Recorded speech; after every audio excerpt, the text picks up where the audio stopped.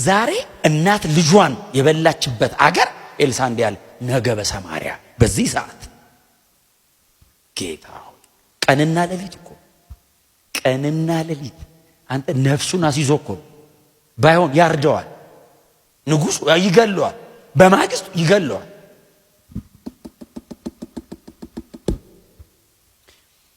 ንጉሱ መጣ ኤልሳ ጋር ጋሻ ጃግሬ ያለው ምን ያደርጋል? እግዚአብሔር በሌለበት አገር ጋሻ ጃግሬው እንዲተደግፎ ሲያወራው ነገ በሰማርያ እንደዚህ ይሆናል ብሎ ለንጉስ ሲነው ጋሻ ጃግሬው ንጉስ ዝም ብሎ ምን ጥልቅ አረገ?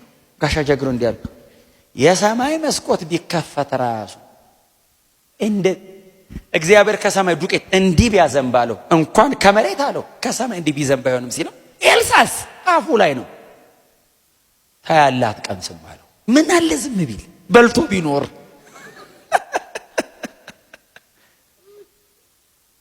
ታያለ አለው። መቼ? ከ24 ሰዓት በኋላ ታያለ አለው። አትቀምሰው።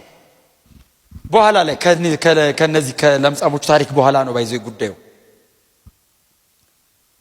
እያየ ይላል ሲሄድ ሰዎች ረጋግጠው ገደሉት። አንተ የቤተ መንግስት ጋሻ ጃግሬ እንደው ህዝብ የሚረግጠው እግዚአብሔር ሲፈርድበት ኖርማል ሰው ሄዶ በረካሽ እየገዛ የቤተ መንግስት ባለሟል ተረግጦ ሞተ።